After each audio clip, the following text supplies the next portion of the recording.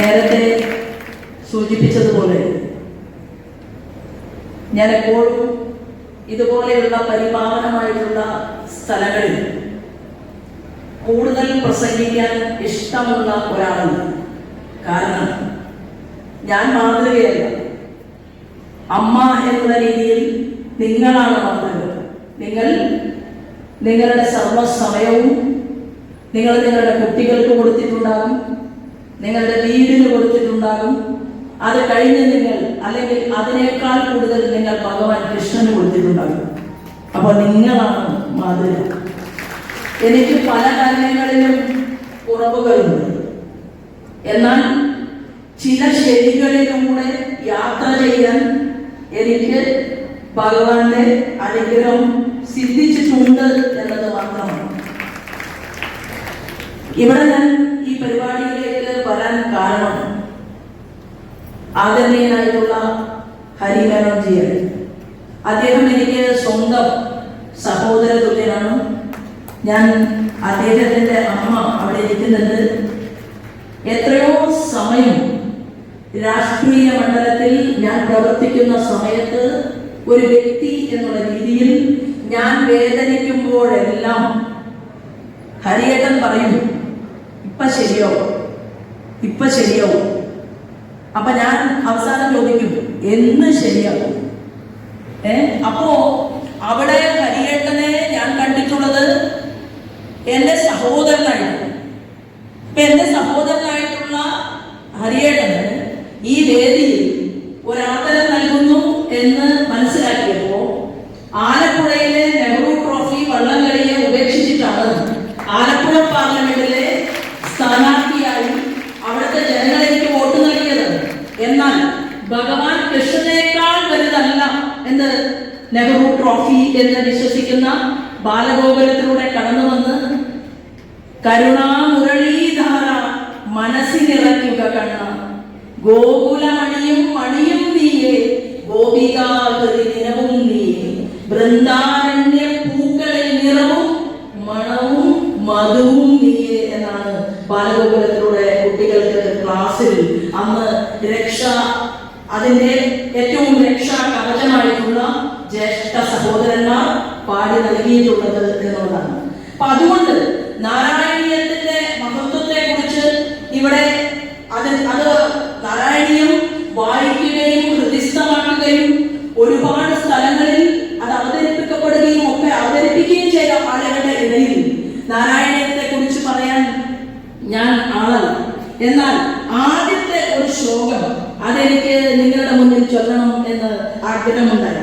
അങ്ങനെ സംസ്കൃതം പഠിക്കാത്ത ആളായതുകൊണ്ട് അത് ഞാൻ എഴുതി കൊണ്ടുവന്നിരിക്കുകയാണ്. അതിങ്ങനെയാണ്: കാലദേശാവധിഭ്യാം നിർമുക്തം നിത്യമുക്തം നിഗമശതസഹസ്രേണ നിർഭാസ്യമാനം അസ്പഷ്ടം ദൃഷ്ടമാത്രേ പുനരുരു പുരുഷാർത്ഥമേകം ബ്രഹ്മതത്വം എന്നാണ് പറയുന്നത്. തത്താവ് ബാധി സാക്ഷാത് ഗുരു പവനപുരേ ഹന്തഭാഗ്യം ജനാനാം. ഗുരുവായൂർ അമ്പലത്തില് ചെന്ന് നിൽക്കുന്ന സമയത്ത് ആ ഭഗവാനെ നോക്കിയിട്ട് പറയുകയാണ്, ഇതിൽ പരം ഭാഗ്യമിനി എന്താണ് ഉണ്ടാകേണ്ടത് എന്നാണ് ആ ശ്ലോകത്തിൽ അവസാന ഭാഗത്ത് നിന്ന് തുടങ്ങിയാൽ എന്ത് ഭാഗ്യമാണ് ഇനി വേണ്ടത്? എന്താ കാരണം? ഇടമുറിയാത്ത ആനന്ദത്തിന്റെ അമൃതവർഷമാണ് ഭഗവാൻ എന്നാണ് പറയുന്നത്. അപ്പൊ ഇടമുറിയാത്ത ആനന്ദം, സാന്ദ്രാനന്ദാവബോധാത്മകം അനുപമമിതം. കൃഷ്ണനായിട്ട് ഉപമിക്കാൻ കൃഷ്ണൻ മാത്രമേ ഉള്ളൂ എന്നതാണ്. ഗുരുവായൂരപ്പനോട് ഉപമിക്കാൻ വേറൊന്നുമില്ല, ഗുരുവായൂരപ്പൻ മാത്രമാണ്. അതെന്താണ്? കാലത്തിനും ദേശത്തിനും അതീതമാണ് കൃഷ്ണൻ. കൃഷ്ണൻ കാലത്തിനും ദേശത്തിനും അതീതമാണ്. അത് നിർമുക്തമാണ്, നിത്യമുക്തമാണ്, എല്ലാത്തിൻ്റെയും ഉപരിയായിട്ടുള്ളതാണ്. നിഗമ ശതസഹസ്രേണ നിർഭാസ്യമാനം എന്ന് പറയുമ്പോൾ ആയിരക്കണക്കിന്, അല്ലെ, തെളിഞ്ഞ് എങ്ങനെ വേണമെങ്കിലും പറയാം. അതായത് തെളിഞ്ഞ് കത്തുന്ന ഒരു വിളക്ക് ആയിരക്കണക്കായി കത്തുന്നത് പോലെ നമുക്ക് വേണമെങ്കിൽ ഉപമിക്കാം. നമ്മളുടെ മനസ്സിനകത്തുള്ള അജ്ഞാനത്തെ ഇല്ലായ്മ ചെയ്തുകൊണ്ട് ഒരു വലിയ വെളിച്ചമായിട്ട് നമ്മുടെ മനസ്സിനകത്തേക്ക് ഊർന്ന് വീഴുന്നതായിട്ട് നമുക്ക് ഈ ഗുരുവായൂരപ്പനെ കുറിച്ച് മനസ്സിലാക്കാം. മനസ്സിലാക്കാം. അപ്പൊ എന്താണത്? അത് നിർമുക്തമാണ്, നിത്യമുക്തമാണ്. നിഗമ ശതസഹസ്രേണ നിർഭാസ്യമാനം എന്ന് പറയുന്ന സമയത്ത് ദൃഷ്ടമാത്രേ, അല്ലെ, അസ്പഷ്ടം ദൃഷ്ടമാത്രേ, അതായത് ഏറ്റവും കൂടുതൽ സ്പഷ്ടമായിട്ടുള്ള, കാണുമ്പോൾ തന്നെ ആന്തരികമായിട്ടുള്ള, എങ്ങനെയാണത്? അതാണ് അഹം ബ്രഹ്മാസ്മി. 41 ദിവസം വ്രതമെടുത്തിട്ട് ശബരിമലയില് അയ്യപ്പസ്വാമിയെ കാണാൻ വേണ്ടി ചെല്ലുന്ന അയ്യപ്പൻ താഴെ നിന്ന് അങ്ങോട്ടേക്ക് പടി 18 കയറിയിട്ട് ചെല്ലുന്ന സമയത്ത് അവിടെ എഴുതി വെച്ചിട്ടുണ്ട് അഹം ബ്രഹ്മാസ്മി തത്വമസി. അഹം ബ്രഹ്മാസ്മിയാണ് ഗുരുവായൂരപ്പൻ. അപ്പൊ ഗുരുവായൂരപ്പനെ കാണുമ്പോ ദൃഷ്ടമാത്രയെ, നമ്മൾ കണ്ട ഉടനെ അത് ആന്തരികമായിട്ടുള്ള നേത്രങ്ങൾ കൊണ്ട് അനുഭവിക്കണമെന്ന് സ്വാമിജിമാരൊക്കെ അത് എക്സ്പ്ലെയിൻ ചെയ്യുമ്പോൾ എങ്ങനെയാണ് ആന്തരികമായിട്ടുള്ള അനുഭവം എന്ന് പറയുന്നത്? അതിലേക്ക് നമ്മൾ മുഴുകുകയാണ്.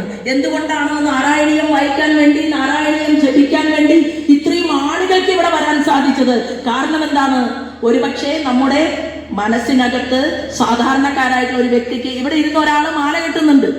ആ മാല കെട്ടുന്ന വ്യക്തി ഞാൻ വരുന്ന സമയം മുതൽ സ്റ്റേജിനെ കുറിച്ച് ചിന്തിക്കുകയും സ്റ്റേജിൽ ആളുകളെ കാണുകയും, എന്നാൽ തന്റെ തുളസീതളങ്ങൾ കൊണ്ട് തന്റെ കൃഷ്ണന് കൊടുക്കാനുള്ള മാല കെട്ടിക്കൊണ്ടിരിക്കുന്നതിനിടയിൽ ആ മാലയ്ക്ക് ഭംഗിയുണ്ടോ, ആ മാലയുടെ വലിപ്പം ശരിയാണോ എന്ന് ഇടയ്ക്ക് പിടിച്ചു നോക്കുന്നത് ഞാൻ കണ്ടു. എന്താണത്?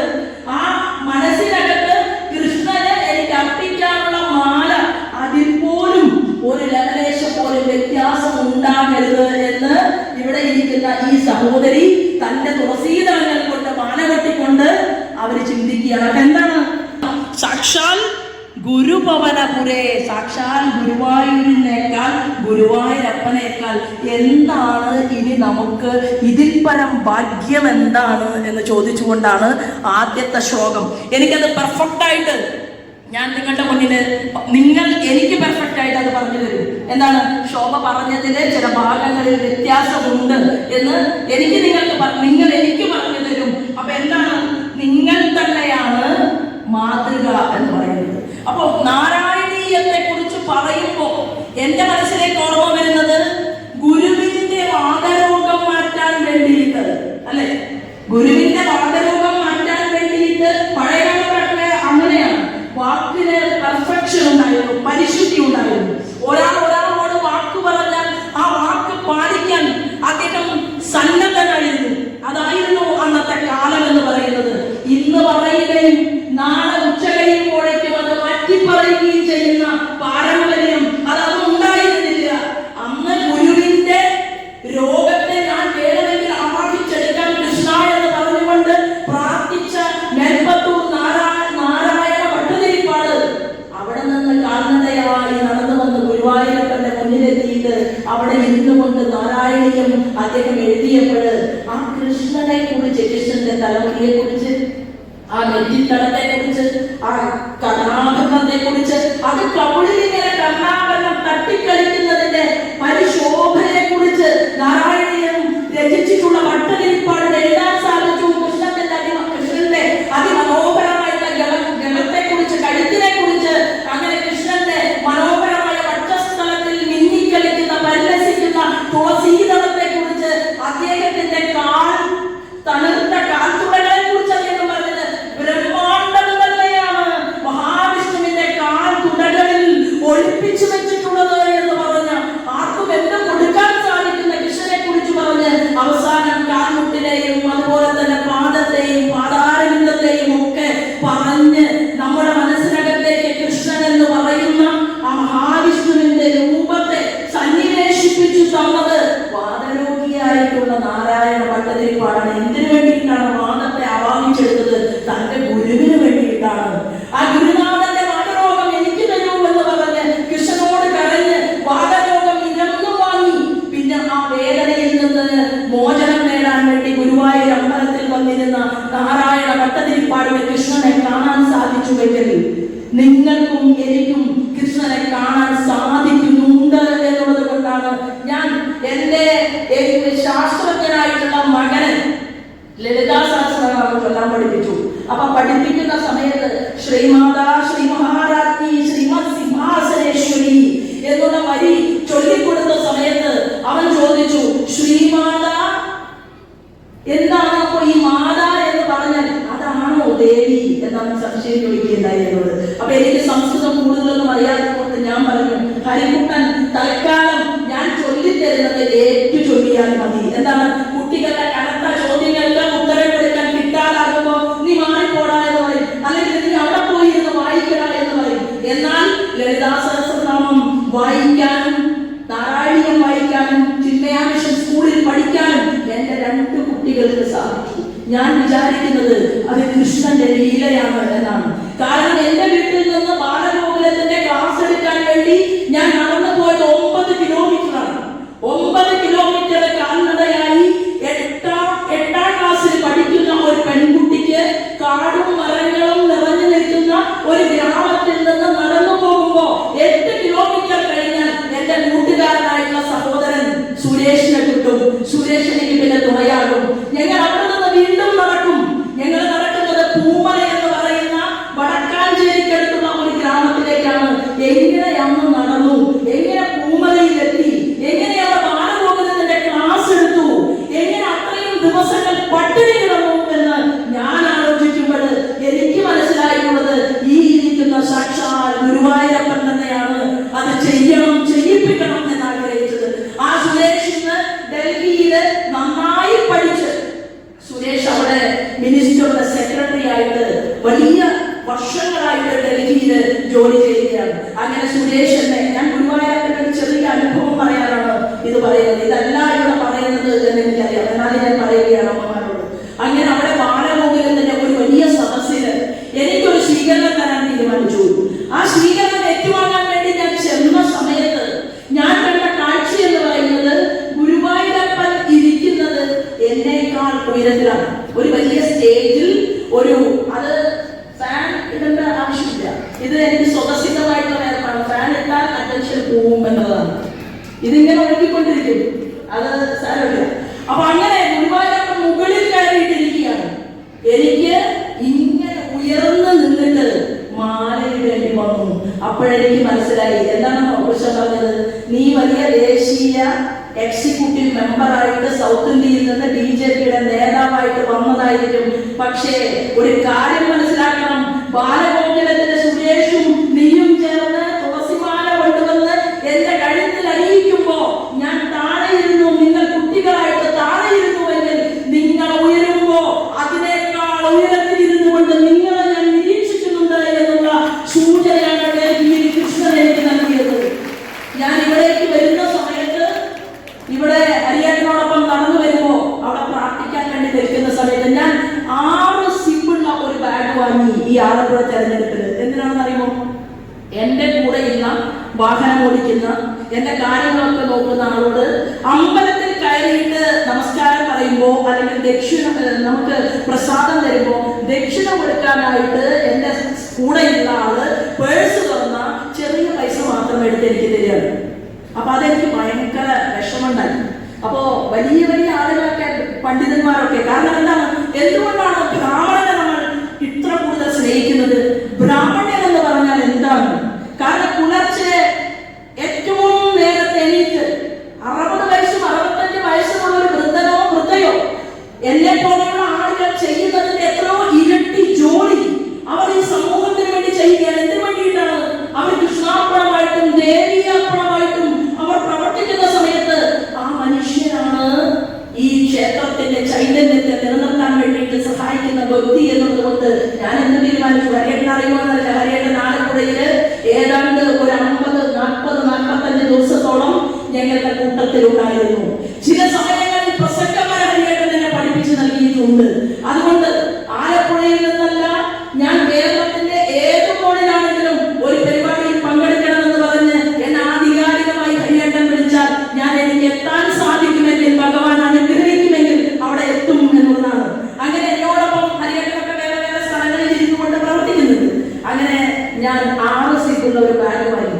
ഒരു സിബിനൊക്കെ 50 രൂപ, 100, 200, 500 അങ്ങനെ ഈ ബാഗിൽ നമ്മൾ വെച്ചു. എന്നാൽ പ്രോട്ടോകോൾ തുടങ്ങിക്കഴിഞ്ഞാൽ നമ്മൾ ആർക്കും ദക്ഷിണ കൊടുക്കാൻ പാടില്ല.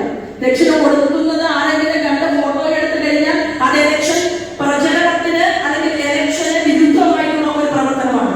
അതുവരെ അങ്ങനെ ഒരു ബാഗും സിബും ഒക്കെ ഉണ്ടായിട്ട് ഗുരുവായൂരപ്പൻ ഞാൻ ഇവിടെ വന്ന് ഇറങ്ങിയപ്പോ ആ ബാഗ് എടുക്കാൻ എനിക്ക് മറന്നു. 50 രൂപ എന്റെ കയ്യിലില്ല. ഇവിടെ അദ്ദേഹം എനിക്ക് പ്രസാദം തന്നു. പ്രസാദം തന്നപ്പോ ഞാൻ ചുറ്റും നോക്കി. അപ്പോ ഓടി അരവിന്ദൻ വന്നു, ദക്ഷിണ കൊടുക്കാനുള്ള പൈസ തന്നു. അപ്പൊ എന്താ കൃഷ്ണൻ പറഞ്ഞത്? നിന്റെ കയ്യിൽ എത്ര ഒന്നാമതില്ല, ഇനി എത്ര ഉണ്ടെങ്കിലും ഇതൊന്നുമല്ല, പൈസയല്ല വലുത് എന്ന് ഓർമ്മപ്പെടുത്തിക്കൊണ്ടാണ് എന്നെ ഈ സ്റ്റേജിലേക്ക് ഭഗവാൻ കൃഷ്ണൻ സ്വീകരിച്ചത്. അങ്ങനെ ഞാൻ അവിടെ മനസ്സുരുക്കിക്കൊണ്ട് കൃഷ്ണ അദ്ദേഹത്തിന് ദക്ഷിണ കൊടുക്കാൻ കയ്യിലില്ലല്ലോ എന്ന് പ്രാർത്ഥിച്ചു കൊണ്ടിരിക്കുമ്പോഴാണ് ഇവിടെ ശ്ലോകം പറഞ്ഞത് അർത്ഥം പറയുകയാണ്. ഒരു പൂവോ ജലമോ എന്തു കൊടുത്താലും മതി എന്ന് കൃഷ്ണൻ എനിക്ക് മറുപടി നൽകുകയാണ് ഞാൻ സ്റ്റേജിലേക്ക് കയറുന്നതിന് മുൻപ്. അപ്പൊ എന്താണ് ഈ ചൈതന്യം? ഈ ബ്രഹ്മ മുഴുവൻ അഹം ബ്രഹ്മാസ്മി തത്വമസി എന്നുള്ള ഈ ചൈതന്യം നമ്മെ പഠിപ്പിക്കുന്നത് എല്ലാത്തിനും ഉപരിയാണ്. ലോകത്തെ വലിയ വലിയ ശാസ്ത്രജ്ഞന്മാർ ഒരുമിച്ചിരുന്നുകൊണ്ട് അവർ ചിന്തിച്ചു, എവിടെയാണ് പ്രോട്ടോൺ, ന്യൂട്രോൺ, ഇലക്ട്രോൺ ഇങ്ങനെ വിഭജിക്കപ്പെട്ട ഈ കണങ്ങളുടെ കൂട്ടത്തിൽ അല്ലെങ്കിൽ ലോകത്ത് എവിടെയാണ് ഏറ്റവും ചെറിയ കണമുള്ളത് എന്നതിനെ കുറിച്ച് റിസർച്ച് ചെയ്ത വർഷങ്ങൾ കഴിഞ്ഞപ്പോൾ മനസ്സിലാക്കി. എന്താണ്? ദൈവ കണമുണ്ട് എന്ന് മനസ്സിലാക്കി. അത് ചർച്ച വന്നു.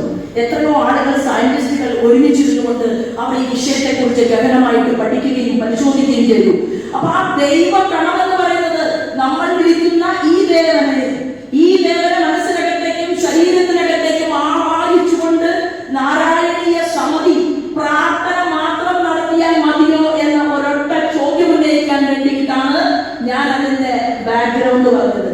ഒരു സിനിമ ആളുകൾ ചെയ്യുമ്പോൾ ആ സിനിമയിൽ നല്ല പാട്ടുണ്ടാകും, നല്ല കഥയുണ്ടാകും, നല്ല അഭിനേത്രിയും അതുപോലെ തന്നെ നല്ല ആക്ടർ, ഏറ്റവും നല്ല അഭിനയിക്കുന്ന നടൻ അല്ലെങ്കിൽ നടി ഒക്കെ ഉണ്ടാകും അല്ലെ. അങ്ങനെ എല്ലാം ചേരുന്ന സമയത്താണ് അതൊരു നല്ല സിനിമയായിട്ട് മാറുന്നത്.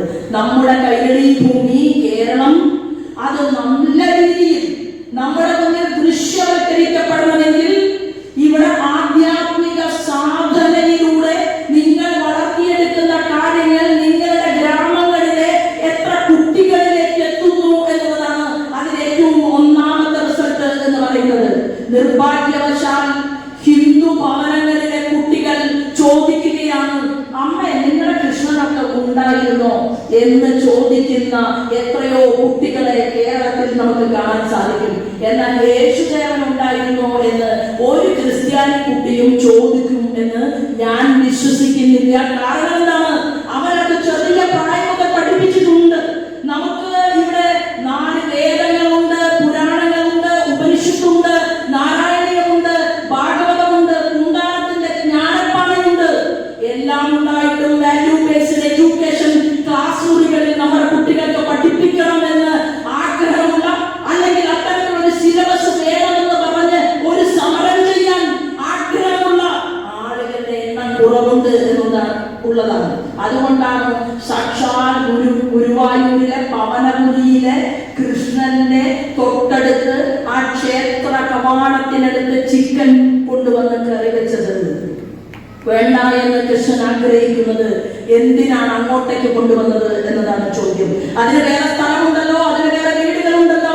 അപ്പൊ കൃഷ്ണനോട് അർപ്പണം ചെയ്തുകൊണ്ട് ജോലി ചെയ്യാൻ ബാധ്യതപ്പെട്ട ഒരു ബോർഡ് അവിടെ ഉണ്ടായിട്ട് ആ ബോർഡിലെ ചെയർമാനും ബോർഡിന്റെ മെമ്പർമാരോടും നമുക്കുള്ള നാരായണീയ സമിതിയിലെ അമ്മമാരുടെ ഊർജ്ജം എന്ന് പറയുന്നത്, ക്ഷേത്രം നഗരിയെ ശുദ്ധീകരിക്കാൻ നിങ്ങൾക്ക് സാധ്യമല്ലെങ്കിൽ നിങ്ങൾ രാജിവെച്ചു പോകണമെന്ന് നാരായണീയ സമിതിയിലെ അമ്മമാർക്ക് പറയേണ്ട സാഹചര്യം ഉണ്ടായി. കാരണം നിങ്ങളാണ് പെർഫെക്ഷനുള്ള ആളുകൾ, നിങ്ങളാണ് കഴിവും ഊർജ്ജവും കൂടുതൽ ഉണ്ടാകേണ്ട ആളുകൾ. തിരുപ്പതിയിലെ ഭഗവാന്റെ ലഡുവിനെ കുറിച്ച് പരിശോധന നടന്നു. അവിടെ ഭഗവാൻ നിവേദിക്കുന്ന നിവേദ്യം എങ്ങനെ വേണമെങ്കിലും ഞങ്ങൾ കൊടുക്കുമെന്ന് തീരുമാനിക്കുമ്പോ അതിനെതിരെ ശബ്ദമുയർത്താൻ, അതിനെതിരെ കൂട്ടായ്മയുടെ ഒരു വലിയ തീജ്വാലയായിട്ട് മാറാൻ നാരായണീയ സമിതിയിലെ അമ്മമാർക്കും നിങ്ങൾ അതിനു വേണ്ടിയിട്ട് രംഗത്ത് വരണം എന്ന് പറയാൻ വേണ്ടി കൂടിയാണ് ഞാൻ ഈ വേദിയിൽ നിൽക്കുന്നത്. നിങ്ങൾ ഏത് പാർട്ടിയാണെന്ന് ഞാൻ പറയാൻ പാടില്ല. കാരണം ഇവിടെ ഇരിക്കുന്നവരിൽ പല രാഷ്ട്രീയ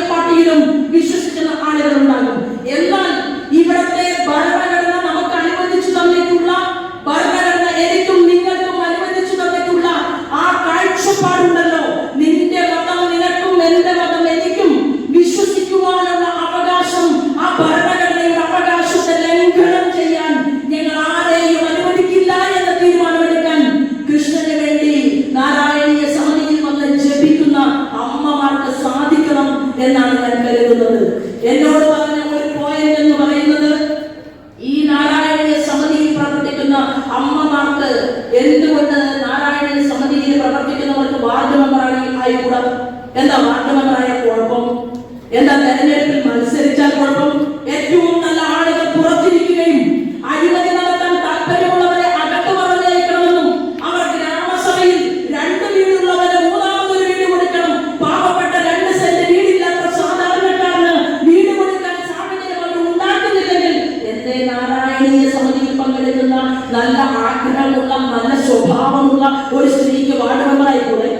അല്ലെങ്കിൽ ജില്ലാ പഞ്ചായത്ത് മെമ്പറായിക്കൂടെ? ബ്ലോക്ക് പഞ്ചായത്ത് മെമ്പറായിക്കൂടെ? വേണ്ടി വന്നാൽ MLA ആയിക്കൂടെ? നിങ്ങളുടെ ആയിരക്കണക്കിന് 10,000-കണക്കിന് ലക്ഷക്കണക്കിന് തരുന്ന ആളുകൾ ഒരുമിച്ച് ചേർത്തുകൂടെ? എന്നിട്ട് കേരളത്തിന്റെ നമ്മുടെ സംസ്ഥാനത്തിന്റെ ശ്രീകോവിലായിട്ടുള്ള ആ ശ്രീകോവിലിനകത്ത് എന്തുകൊണ്ട് ഒരു കൃഷ്ണഭക്തയ്ക്ക് MLA ആയിട്ട് എണീറ്റ് നിന്നിട്ട് പറഞ്ഞുകൂടെ, ഞങ്ങൾക്ക് ഇന്ന ആവശ്യങ്ങളുണ്ട്, ഞങ്ങളുടെ അവകാശങ്ങൾ ഞങ്ങൾക്ക് കൂടി സംരക്ഷിക്കണമെന്ന് പറഞ്ഞാൽ അത് പറഞ്ഞാൽ വർഗീയമാണ്. അത് പറഞ്ഞാൽ വർഗീയമാണ്. എന്നാൽ പള്ളിയിലെ കാര്യം ജാഫർക്ക് പറയാമെങ്കിൽ, ക്രിസ്ത്യൻ പള്ളിയിലെ കാര്യം പപ്പച്ചേട്ടന് പറയാമെങ്കിൽ, എന്തുകൊണ്ടാണ് രാമന്റെയും കൃഷ്ണന്റെയും കാര്യം പറയാൻ ഇവിടെ ഹിന്ദു സഹോദരന് പാടില്ലാത്തത്? അതെന്തുകൊണ്ടാണ് പറയുമ്പോൾ സംഘടിക്കുമ്പോൾ അത് വർഗീയമായിട്ട് മാറ്റിമറിക്കുന്നത് എന്ന് കൂടി തീർച്ചയായിട്ടും സ്വാമിജിയുടെ സമക്ഷത്തിൽ ആ ചോദ്യം കൂടി ഞാൻ ഒരു എളിയ ഭക്ത എന്നുള്ള രീതിയിൽ ഞാൻ പറഞ്ഞല്ലോ. എന്റെ 24 മണിക്കൂറിലെ ബഹുഭൂരിപക്ഷം വരുന്ന സമയവും ഞാൻ പൊതുപ്രവർത്തനം ചെയ്യുന്ന ഒരാളാണ്. 9 തെരഞ്ഞെടുപ്പിൽ മത്സരിച്ചു. 9 തെരഞ്ഞെടുപ്പിൽ മത്സരിച്ച് തോറ്റിട്ടും വീണ്ടും ഇനി തെരഞ്ഞെടുപ്പിൽ മത്സരിക്കാൻ കൃഷ്ണനോട് പറയുകയാണ്, എന്താണ്, ഇനിയും മത്സരിക്കണം, ഇനിയും പ്രവർത്തിക്കണം. എനിക്ക് വലിയ ഒരു പോസ്റ്റ് എന്റെ അഖിലേന്ത്യാ തലത്തിലുള്ള ഏറ്റവും വലിയ 2 നേതാക്കന്മാർ നദ്ദാജിയും സന്തോഷിയും എന്നെ കഴിഞ്ഞ ദിവസം വിളിച്ചിട്ട് പറഞ്ഞു, ഒരു വലിയ പൊസിഷൻ ഇതാ, ഇതിലിരിക്കണം. അപ്പൊ ഞാൻ പറഞ്ഞു, സന്തോഷി, ഞാൻ മണലിത്ര എന്ന് പറയുന്ന ചെറിയൊരു ഗ്രാമത്തിലെ എഴുത്തും വായനയും അറിയാത്ത ഒരു അമ്മയുടെ മകളാണ്. അങ്ങനെയാണ് ഞാൻ ജനിച്ചു വളർന്നത്. അപ്പൊ എന്റെ അമ്മ കൂലിപ്പണിക്ക് പോകുന്ന ആളായിരുന്നു, കർഷക സ്ത്രീയായിരുന്നു. എനിക്ക് നിങ്ങൾ പറഞ്ഞ ഈ വലിയ പദവിയിൽ നല്ല അഡ്വക്കേറ്റുമാരെയോ റിട്ടയർഡ് ജഡ്ജിമാരോ അങ്ങനെയുള്ള ആളുകളൊക്കെ ഉണ്ടെങ്കിൽ വെച്ചോളൂ. എന്റെ താല്പര്യം എന്ന് പറയുന്നത് പാവപ്പെട്ട കൃഷിപ്പണി ചെയ്യുന്ന, റോഡിൽ ഒരു ഗതിയും പരഗതിയും എല്ലാവരെ അലയുന്ന, അതുപോലെ തന്നെ പാവപ്പെട്ട നല്ല അമ്മമാർക്കുണ്ടായിട്ടുള്ള നല്ല മക്കളുടെ വിദ്യാഭ്യാസ മൂല്യങ്ങൾക്ക് വേണ്ടി ശബ്ദമുയർത്താൻ സാധിക്കുന്ന, എനിക്ക് മതിൽക്കെട്ടുകൾ ഇഷ്ടമേ അല്ല. അങ്ങനെ മതിൽക്കെട്ടുകൾക്കകത്തിരുന്നുകൊണ്ട് വരട്ടുന്ന വരയിലൂടെ യാത്ര ചെയ്യാൻ താല്പര്യമില്ലാത്ത എന്നെ അതിൽ നിന്ന് ഒഴിവാക്കണം എന്ന് ഞാൻ പറഞ്ഞിട്ടുണ്ടെങ്കിൽ എന്റെ കൃഷ്ണനറിയാതെ എനിക്കത് പറയാൻ സാധിക്കില്ല എന്നതാണ്. വലിയ നേതാക്കന്മാരാണ്. ആ വലിയ നേതാക്കന്മാരോട് അങ്ങനെ പറയാനുള്ള ഒരു തന്റേടം ഉണ്ടാകണമെങ്കിൽ അത് കൃഷ്ണൻ തന്നെയാണ് പറയിപ്പിച്ചത്. കാരണം എന്താണ്, കുരുക്ഷേത്ര യുദ്ധഭൂമിയിൽ ഭീഷ്മപിതാമകരുടെ മുന്നിൽ വെച്ചുകൊണ്ട് പാഞ്ചാലിയുടെ വസ്ത്രാക്ഷേപം നടത്തിയപ്പോ ആ വസ്ത്രാക്ഷേപം നടത്തിയത് തെറ്റാണ് എന്ന് പറഞ്ഞ് ദുശാസനന്റെ കൈ പിടിച്ച് നിർത്താൻ ഭീഷ്മർക്ക് കരുത്തുണ്ടായിട്ടും സാധിക്കാതെ പോയത് ഏതെങ്കിലും ഒരു പ്രതിജ്ഞയുടെ ഭാഗമായിട്ടാണെങ്കിൽ അവിടെ നമ്മൾ കണ്ടത് അതേ ആ പ്രശ്നത്തിന്റെ കാരണക്കാരനായിട്ടുള്ള, അതിന്റെ കാരണക്കാരിൽ ഒരാളായിട്ടുള്ള ഭീഷ്മരെ അർജുനന് ഏറ്റുമുട്ടാൻ സാധിക്കാതെ ഭീഷ്മരുടെ മുന്നിൽ അർജുനൻ പതറിയപ്പോ എന്താണ്, കുരുക്ഷേത്ര യുദ്ധത്തിൽ ഒരു ആയുധം പോലും ഞാൻ കൈകൊണ്ട് തൊടില്ല എന്നാണ് ധർമ്മത്തിന്റെ മൂർത്തിമദ്ഭാവമായിട്ടുള്ള ധർമ്മപുത്രനോട് കൃഷ്ണൻ പറഞ്ഞത്. നിനക്ക് എന്നെ വേണമെങ്കിൽ ഞാൻ യുദ്ധഭൂമിയിൽ എന്നോടൊപ്പം നിൽക്കാം, എന്നാൽ എന്റെ കയ്യിൽ ഒരു ആയുധം പോലും ഉണ്ടാകില്ല എന്നാണ് ധർമ്മപുത്രനോട് പറഞ്ഞതെങ്കിൽ ആ ധർമ്മപുത്രൻ പറഞ്ഞു, കൃഷ്ണ, ഞങ്ങൾക്ക് ഒന്നും വേണ്ട, ആയുധവും വേണ്ട, ചൗരിപ്പടയും വേണ്ട, കാലാൾപ്പടയും വേണ്ട, നിന്നെ മാത്രം മതി കൃഷ്ണ എന്ന് പറഞ്ഞുകൊണ്ട് നമസ്കരിച്ച് ആ കൃഷ്ണൻ കേട്ടത്തിൽ വന്ന് അർജുനന്റെ വിഷാദ യോഗത്തെ മാറ്റാൻ വേണ്ടിയിട്ട് ഈ 18 ദിവസവും അതിന് കൃഷ്ണൻ പരിശ്രമിച്ചുവെങ്കിൽ അർജുനൻ തന്റെ മനസ്സിലങ്ങനെ ഭീഷ്മപിതാമകരുമായിട്ട് യുദ്ധം ചെയ്യുമ്പോൾ പതറിപ്പോയപ്പോ കൃഷ്ണൻ ആ തേർത്തട്ടിൽ നിന്ന് താഴെ ഇറങ്ങാൻ തീരുമാനിച്ചു. കൃഷ്ണൻ തന്റെ കൈകളിലെ ആയുധം എടുക്കാൻ തീരുമാനിച്ചു. കൃഷ്ണന്റെ നോട്ടത്തിൽ നിന്ന് അർജുനന് മനസ്സിലായി, അർജുനൻ കൃത്യമായി യുദ്ധം ചെയ്തില്ലെങ്കിൽ അർജുനന്റെ കൃഷ്ണന്റെ വാക്ക് അത് കൃഷ്ണൻ മാറ്റിക്കൊണ്ട് അവിടെ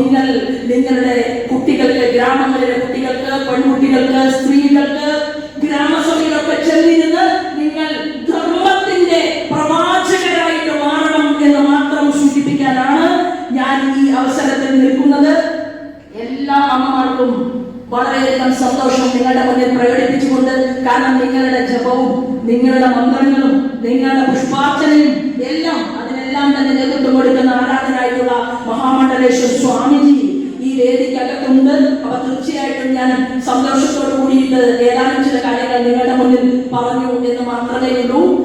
എന്നെ ഇവിടെ വിളിച്ചതിനും ഇത്തരത്തിൽ ഒരു അവസരം നൽകിയതിനും ഹൃദയപൂർവ്വം നന്ദി അറിയിച്ചുകൊണ്ട് ധനത്തിന്റെ, അതായത് ധന മന തന അല്ലെ,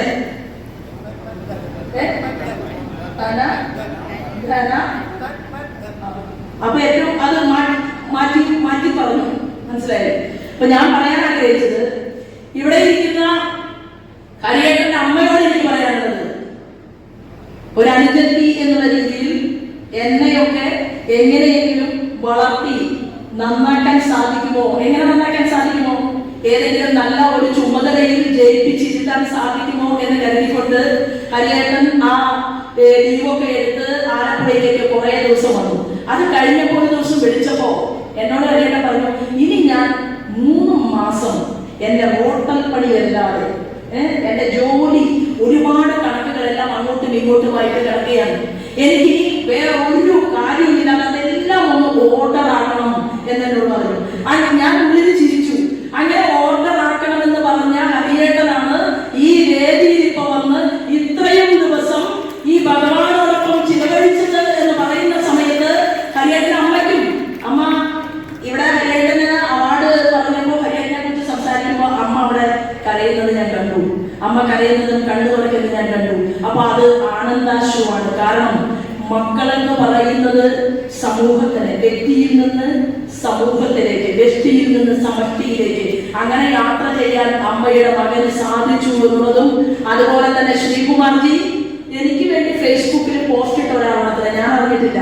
അങ്ങനെ കുറെ വഴക്കുകൾ ശ്രീകുമാർജിയും മഹാരാഷ്ട്രയിലെ മറ്റുള്ള പാർട്ടിയിലെ ആളുകളും ഒക്കെ ആയിട്ട് ഉണ്ടാക്കി എന്ന് അദ്ദേഹം എന്നോട് പറഞ്ഞു. അപ്പോൾ ഈ 2 പേരെയും ഇവിടെ കാണാനും ഇവർക്കൊരു ആദരം കൊടുക്കാനും ഈ 2 ചേട്ടന്മാരുടെയും അനുജത്തിയായിട്ടുള്ള എനിക്ക് സാധിച്ചു എന്നുള്ളതിൽ ഞാൻ ഹൃദയപൂർവ്വം ഭഗവാനോട് നന്ദി അറിയിച്ചുകൊണ്ട് ഞാൻ നിങ്ങളുടെ മുന്നിൽ ഏതാനും ചില കാര്യങ്ങൾ വെച്ചു. അതിൽ കുറേ കാര്യങ്ങൾ ആവശ്യമില്ലാത്തതായിരിക്കും എന്ന് എനിക്കറിയാം, കാരണം ഞാൻ ഇങ്ങനത്തെ പ്രഭാഷകയല്ലല്ലോ. അപ്പോൾ എനിക്ക് എല്ലാവരോടും സ്നേഹവും, അതിലുപരി ഈ നാട്ടിലെ കാച്ചാംകുറിച്ചിയിലെ കൃഷ്ണ വിഗ്രഹം ഞാൻ ആദ്യമായിട്ട് കണ്ടത് ഹരിച്ചേട്ടന്റെ കൂടെ അവിടെ അമ്പലത്തിൽ പോയപ്പോഴാണ്. അപ്പോൾ വളരെ പ്രധാനപ്പെട്ട പാലക്കാടിലെ ആധ്യാത്മികതയുടെ കേന്ദ്രങ്ങളായിട്ടുള്ള ഒരുപാട് ക്ഷേത്രങ്ങൾ നമ്മുടെ നാട്ടിലുണ്ട്. ആ ക്ഷേത്രങ്ങളിലൂടെ എല്ലാം സഞ്ചരിക്കുന്നതോടൊപ്പം നമ്മുടെ സ്വാമിജി ചിന്മയാമിഷന്റെ തലപ്പത്തിരുന്നുകൊണ്ട് സ്വാമിജി നടത്തിയിട്ട് ഒരുപാട് പ്രവർത്തനങ്ങളുണ്ട്. എനിക്ക് ഇതിനു മുൻപ് പാലക്കാട് ചിന്മയാമിഷന്റെ നാരായണീയം വായിക്കുന്ന അമ്മമാരുടെ ഇടയിലേക്ക് ഒരു ക്ഷണം കിട്ടി. ആ ക്ഷണം കിട്ടിയപ്പോ ഞാൻ നാരായണീയത്തിന്റെ പുസ്തകം വെറുതെ കൈപിടിച്ചു. എന്നോട് കൃഷ്ണൻ പറഞ്ഞു, അവിടെ ചെന്ന നാണക്കേടാവും, അവരവിടെ ഇരുന്ന് നാരായണീയം വായിക്കുന്നുണ്ടാവും, പുസ്തകം മര്യാദയ്ക്ക് കയ്യിൽ വെച്ചോ എന്ന് കൃഷ്ണൻ പറഞ്ഞു. അപ്പൊ ഞാൻ ചെല്ലുന്ന സമയത്ത് എന്നെ സ്വീകരിച്ചിരുത്തിയപ്പോ അവിടെ നാരായണീയം ഇങ്ങനെ വായിച്ചുകൊണ്ടിരിക്കുകയാണ്. അപ്പോ എന്നെ അവിടേക്കാണ് കൊണ്ടുപോയത്. അവിടെ ഇരുന്ന് താഴെ ഇരുന്ന് അമ്മമാരുടെ കൂടെ എന്റെ കയ്യിൽ പുസ്തകം ഉള്ളത് കൊണ്ട് ഞാൻ പുസ്തകം നോക്കിയിട്ട് ആ ശ്ലോകങ്ങളെല്ലാം അമ്മമാർ ചൊല്ലുന്നതിന്റെ കൂട്ടത്തില് ഞാൻ വായിച്ചു. അപ്പൊ അത് ഭഗവാൻ കണ്ടതല്ലേ. അപ്പൊ പറഞ്ഞു വന്നത്, നിങ്ങൾ ചെയ്യുന്ന ഈ പ്രവർത്തനങ്ങൾക്ക് ഒരു റിസൾട്ട് ഉണ്ടാകും. നമ്മുടെ നാടിനെ ഏറ്റവും വലിയ ഉയർച്ചയിലേക്ക് നയിക്കാൻ എന്റെ അമ്മമാരുടെ ജപമന്ത്രങ്ങൾ കൊണ്ട് സാധിക്കും. അതിനിയും അനശ്യൂതം മുന്നോട്ട് പോകട്ടെ എന്ന് പറഞ്ഞുകൊണ്ട് അതിന് നിങ്ങൾക്ക് എല്ലാവർക്കും ആയുരാരോഗ്യ സമ്പൽ സമൃദ്ധി ഉണ്ടാകട്ടെ എന്ന് പ്രാർത്ഥിച്ചുകൊണ്ട് ഞാൻ വാക്കുകൾ നിർത്തുന്നു. വന്ദേ മാതരം.